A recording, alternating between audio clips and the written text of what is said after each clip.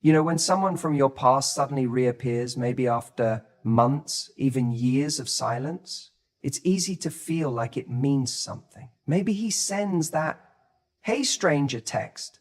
Maybe he watches your stories, starts liking your posts again, or casually bumps into you with that all-too familiar look. And in that moment, your heart does this thing. It skips, it stutters, because for a split second, it feels like maybe, just maybe, he realized what he lost. But here's what I want you to remember. His return isn't proof of change. It's a reaction to your growth. Think about where you were when he left, or when things fell apart. Maybe you were chasing him, trying to fix what was broken, trying to make him see your worth. You were overextending, over-explaining, emotionally exhausted, pouring everything into someone who, quite frankly, wasn't ready to receive it. And when it ended, it probably left a hole in you, not just because of the loss, but because of the confusion, because deep down you knew you had more love to give. But time passed. You picked yourself up, slowly, painfully. Maybe you cried at night. Maybe you doubted yourself. Maybe you even questioned your own value. But you got up, and somewhere along the way, you stopped looking for his name on your phone. You started showing up for you. You worked on yourself, not just to heal, but to grow. You became more grounded. You started attracting different energy. Maybe you started working out again, diving into your career, laughing more. And most importantly, you began to remember who you were before the heartbreak. And now, just as you're finding your rhythm, guess who shows something right now? What version of you does he remember? And what version of you exists now? Because he might be coming back expecting the same old patterns, the same emotional availability, the same effort, the same forgiveness. But if you've really grown, if you've really done the work, then the current version of you won't respond the same way. The current version of you will pause. She'll ask questions. She won't just get caught up in the romance of the moment, because she knows her value doesn't need validation from the past. And let's be honest, if someone left when loving you was easy, what makes you think they'll show up consistently now that you've raised your standards? Love isn't proven by someone coming back. It's proven by how they show up day after day when it's not convenient. It's in up. But here's the truth. Most people won't tell you. He's not back because he had a spiritual epiphany. He's not back because he spent the last 6 months in therapy, reading books, journaling, reflecting on how to be a better partner. He's back because you changed, because the version of you he sees now doesn't need him. And that stings. You see, when you were available emotionally, physically, constantly, he didn't know what to do with that. He took it for granted. But the moment you stepped away from that cycle, the moment you started choosing yourself over the idea of him, that's when the shift happened. And suddenly, he's curious again. Suddenly he wants to check in. But what's really going on is his ego is bruised. He's not back for love. He's back to see if the door is still open. Consistency. It's in accountability. And if he's not showing up with changed actions, he's not back for love. He's back for comfort, for access, for ego. So when he reaches out, I don't want you to get excited about the message. I want you to get clear about the motive, because your growth doesn't just attract better people. It also triggers the ones who lost access to the old you. And the real test here, it's not whether he wants another chance, it's whether you still give one. He's not back for love, he's back to test you. If someone is truly ready to love you, they don't come back to test you. They don't come back with vague messages, breadcrumbs of attention, or sudden nostalgia that sounds more like a script than sincerity. When someone comes back just to test you, it's about you, that no one compares. But when it comes time to show up, really show up, they hesitate. They pull back. They act confused because they're not trying to build anything. They're trying to see if they could, if they wanted to. They want to know if you're still emotionally available, if they still have a grip on your heart. And that's what the test is. It's an emotional recon mission, not a commitment. You deserve more than someone checking your temperature. You deserve someone who already knows they want to invest, not someone who's poking the surface to see if you'll still light up for them. Testing is not a loving act. It's a selfish one. It's a way of saying, I'm not sure what I want, but I want to make sure you still want me. And that's not about you at all. It's about them trying to see if the door is still open. It's about ego. It's about control. It's about comfort. But it is not about love. Love doesn't disguise itself as a test. Love doesn't send a, hey, stranger text at 11 p.m. Love doesn't resurface when you finally stop waiting just to see if you'll drop everything and give them attention again. That's not romance. That's a game. And the problem is, if you don't recognize the difference, you'll mistake the test for a second chance. Here's how you know it's a test and not a genuine return. They come back with charm, but not with clarity. There's flattery, maybe even apologies, but there's no consistent action, no clear plan, no willingness to go all in. They might say they miss you, that they've been thinking. Far from love as you can get. The truth is, when someone has genuinely changed, they don't need to test the waters. They dive in. They come to you with humility, with honesty, and with a plan. They don't flirt with the idea of getting back together. They work for it. They take accountability. They talk about what went wrong, and more importantly, what they're going to do differently now. They don't need to create drama just to feel significant again in your life.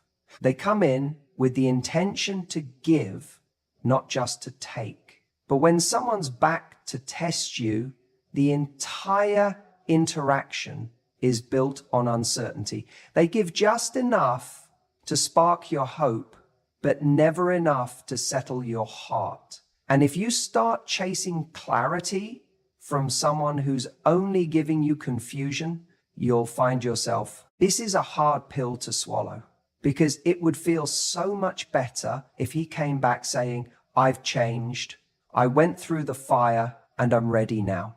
But most of the time, that's not what's happening.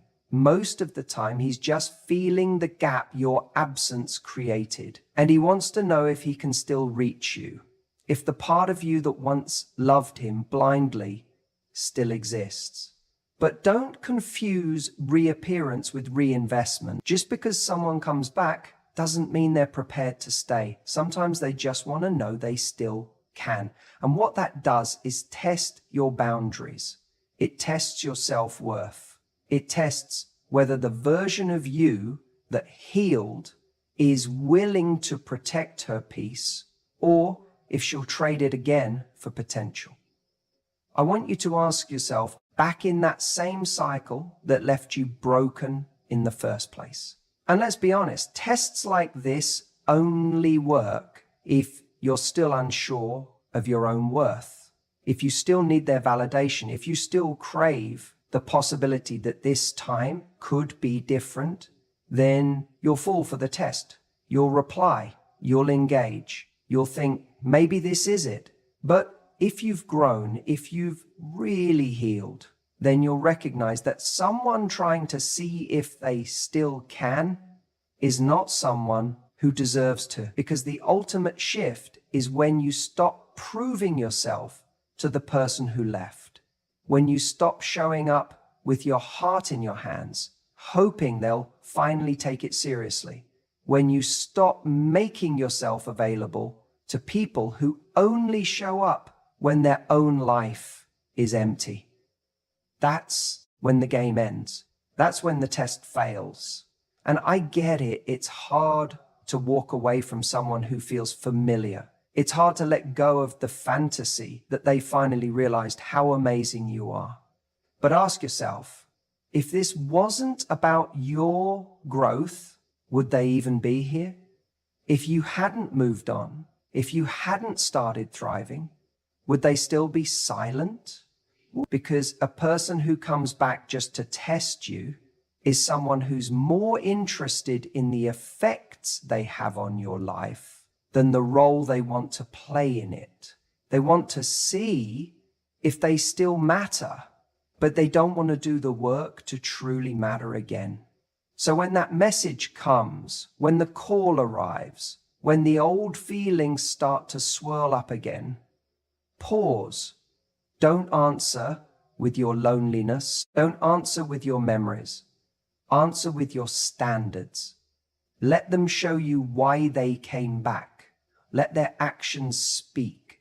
And if all you're seeing is a test, then you already know what to do. Because someone who's still unsure isn't someone who deserves your certainty. When someone comes back into your life, especially after things ended in confusion, pain, or silence, it's incredibly tempting to lean into the story they present to you. Maybe they say they've missed you. Maybe they tell you they've been thinking about you every day. Maybe they claim they didn't realize what they had until it was gone. And for a moment, all of that sounds so good. You want to believe that what's being said is coming from a place of real growth, that they've had some profound realization, and that this time different. But here's what I need you to hear. Look at the pattern, not the promise. Because promises are easy. Promises are convenient. Promises are emotional currency. They don't cost anything in the moment, but they buy someone more of your time, more of your heart, more of your energy. And people who haven't truly changed will hand out promises like candy, hoping you'll forget the reason they lost access to you in the first place. Now think about this. If someone is truly different, truly changed, truly ready to offer something meaningful, they wouldn't need to rely on grand speeches or sweeping statements. The change would show in their behavior consistently, quietly, over time.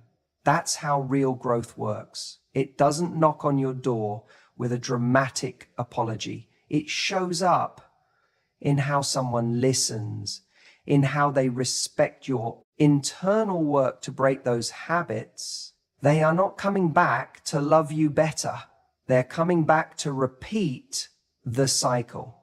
And here's where it gets even trickier. You've grown. You're not the same person who is confused and hopeful and constantly questioning whether you were asking for too much. You've had time to reflect, time to rebuild, time to strengthen the part of you that knows you deserve more.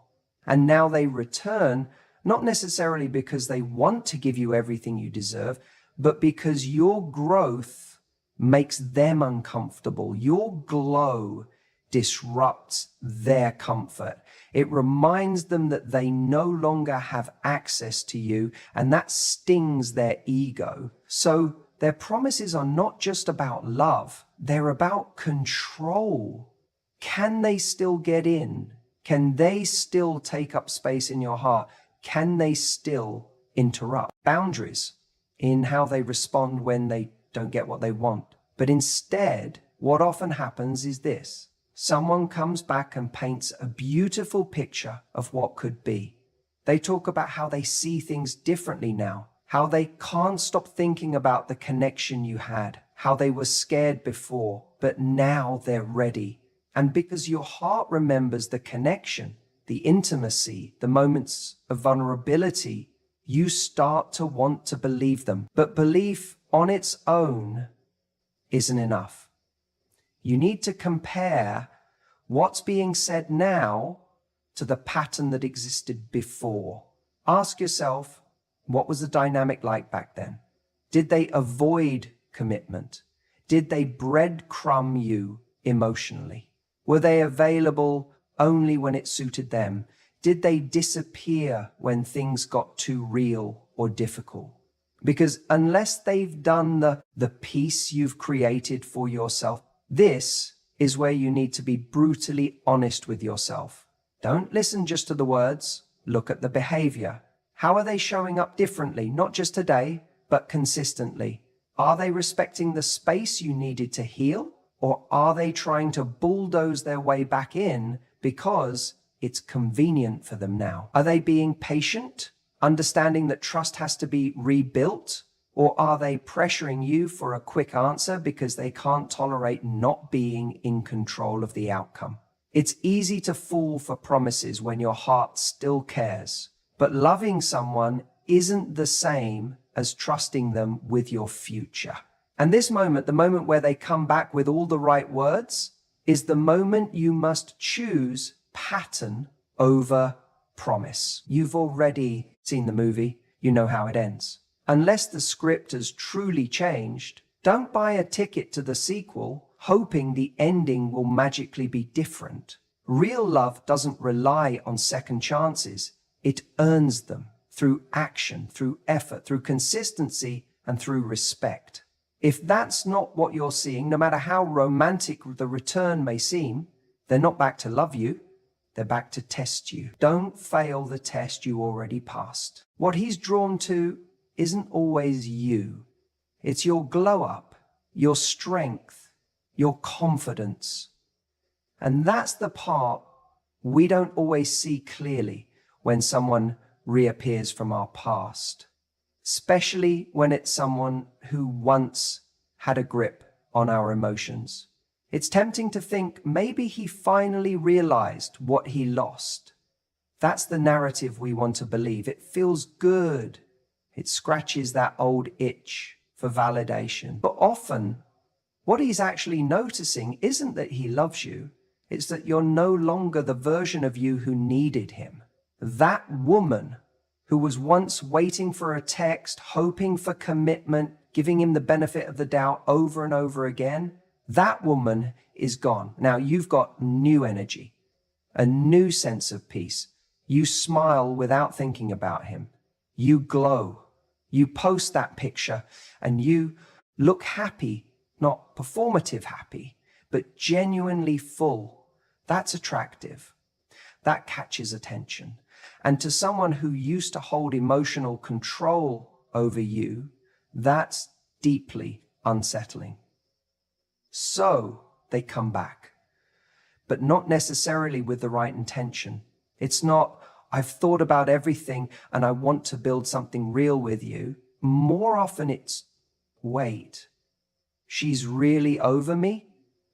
And that's where the test begins. See, when he reaches out, he's trying to figure out if the door is still cracked open, if he can still get in, if he still has access to that version of you who once prioritized him over you. But here's the trap.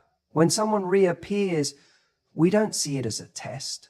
We see it as a sign that maybe the timing is right now, that maybe love is coming full circle. And that story feels so good in our heads that we ignore the facts right in front of us. Think about this. When he had you, how did he treat you? Did he invest consistently? Did he build something meaningful? Or did he pull away when it mattered most? Did he leave when you needed clarity? Did he confuse you when you deserved security? Because here's the truth. If someone didn't see your value when they had full access to you, there's no reason to believe they've had some magical revelation now, especially when what triggered their return wasn't your presence, but your absence. What he's attracted to now isn't just your physical glow up, it's the boundary. It's your energy that says, I don't chase anymore. I don't wait around. I'm not available to confusion. That's powerful. That's magnetic. And that's the version of you he's suddenly paying attention to. But here's the catch. Just because he's attracted to your growth doesn't mean he's grown himself. So often, women take someone's return as evidence of change. But attention is not transformation. Attraction is not accountability. Just because he sees what he lost doesn't mean he knows how to treat it right this time. He might miss the idea of you, the comfort of you, or even the access to you. But missing someone and being ready for them are two very different things. You've done the work to become someone different. You've probably cried, healed, reflected, rebuilt. You learned what you need, you got honest with yourself, you stopped entertaining what was half-hearted, and now someone from your past wants to enjoy the version of you they didn't help create. That's not love, that's convenience. Let me ask you, did he help you become this version of you, or did he leave you to do that on your own? Because if he wasn't there during the storm, he doesn't automatically earn a seat in the sunshine. You can acknowledge his return. You can even be kind, but don't mistake nostalgia for compatibility. Don't confuse curiosity with commitment. Just because someone circles back doesn't mean they've changed direction. It just means they've done a lap. And if you're not careful, you'll go through that same emotional loop all over again. Remember, the version of you he's attracted to now is the one who finally chose herself. Don't trade that in just to prove you're still available. You are not his unfinished business. You know, one of the biggest traps we fall into when someone from our past comes back is this idea that now we'll finally get closure. That somehow the conversation we never had, or the apology we never received, or the explanation that always felt missing will finally appear like some long-lost puzzle piece. And we tell ourselves that this is our moment. That this is when we get to ask all the questions. Why did you leave?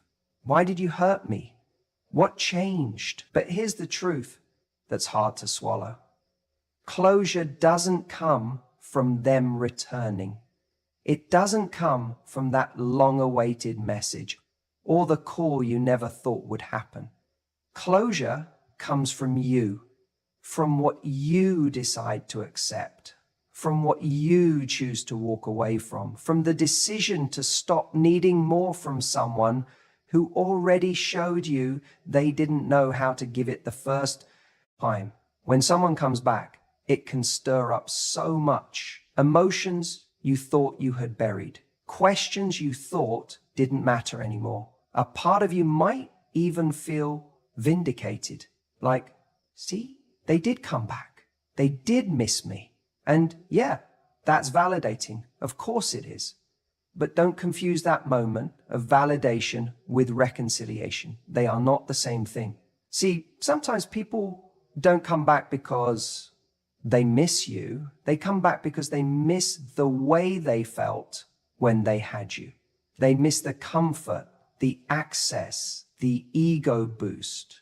And that return isn't always about fixing the past. It's about soothing their present discomfort, their loneliness, their regret. But that's their journey. That's not your job to heal. You're not a place someone gets to revisit every time they feel lost. You're not a checkpoint they get to use to figure themselves out. If someone truly wanted to make things right, they wouldn't do it on their terms. They wouldn't show up suddenly and expect you to drop everything. They would have come with clarity, with consistency, with actual change, not just a text at midnight, not just a, hey, been thinking about you. We glorify these returns. We romanticize them because we've seen too many movies. We think the grand gesture is proof of love, but real love isn't in the comeback. It's in what someone does after they come back. Do they stay? Do they grow with you? Do they show up every day in the little things, not just the dramatic moments? Closure isn't about getting a final word. It's about deciding your peace matters more than a perfect ending. It's about recognizing that even if someone comes back with tears in their eyes and apologies in their mouth, It doesn't mean they're supposed to stay. It doesn't mean they've earned a seat in your life again. Because the truth is, you don't need them to give you permission to move on. You don't need them to validate your pain. You don't need them to explain everything. Most of the time, the answers you're looking for won't come from them. And even if they do, they won't heal you. They won't undo what happened. They won't magically make you feel whole again. That healing, that closure, that's something you build yourself. It comes from choosing to stop waiting, from choosing to stop replaying old conversations in your head, from not needing to hear, "I'm sorry," to forgive, from understanding that you can let go of someone, even if they're still trying to hold on to you. So when he comes back, when he tries to reopen that door, don't confuse his return with resolution. Don't mistake presence for effort. Ask yourself, why now? What's different? And more importantly, what do I actually need? Because if the answer is peace, clarity, self-respect, you already have that power. You don't need him to hand it to you. You're allowed to close a chapter without rereading it. You're allowed to move forward without revisiting the wreckage. You're allowed to say, this door is closed, not because I'm angry, but because I finally understand my worth. Closure doesn't always come with a conversation. Sometimes it comes with silence and your choice to walk away with your head held high. You're not here to prove you're still available. That's not your role in this story anymore. And honestly, it never should have been. When someone from your past comes back, often what they're really doing is checking if the door is still open, if they still have access, if the same patterns still work, if they still have a seat at your table, without ever having earned the right to sit there again.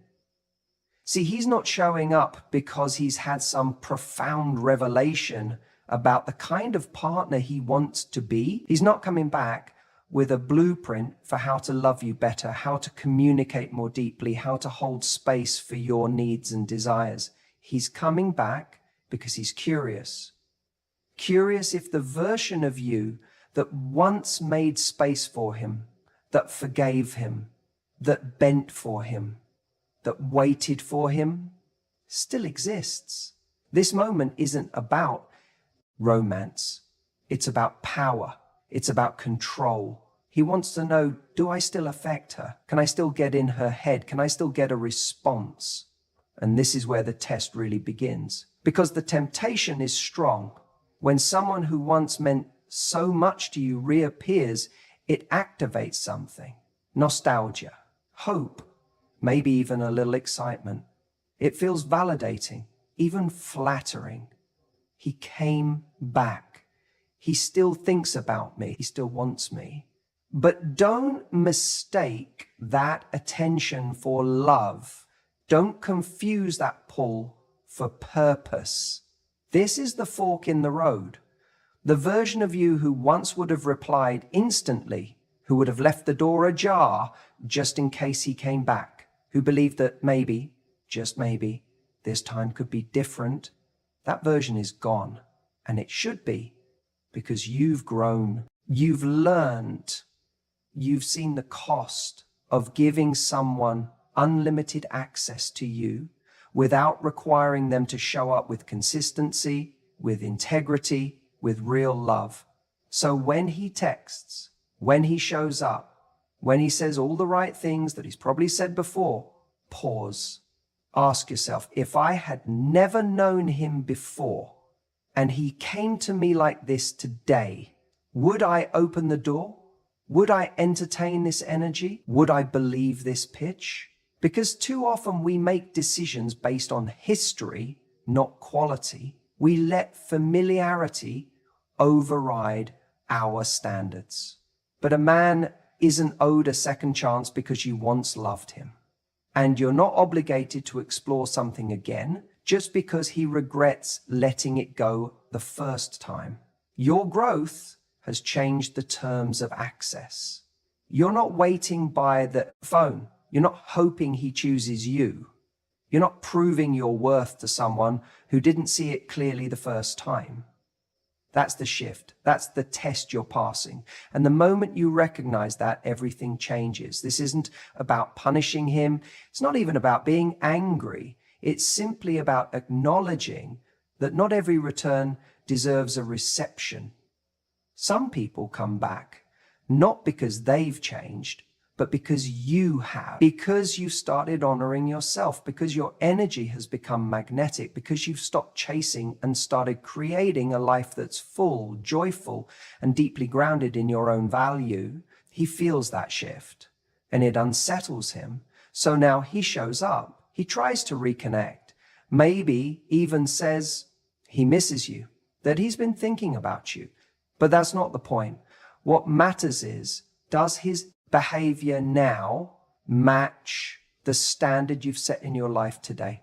Not the standard you had when you were hurt and unsure, but the standard you've created now that you know what you deserve. Because what he wants doesn't matter more than what you need. And what he says doesn't matter more than how he shows up. This time, you don't need to prove you're still open to love. You just need to prove to yourself that you've learned what real love looks like, that you trust yourself enough to walk away from what no longer aligns, that you don't chase the version of someone they promise to be. You wait for the version that consistently shows up. You're not a test he gets to retake when he feels ready. You're the lesson he should have studied the first time.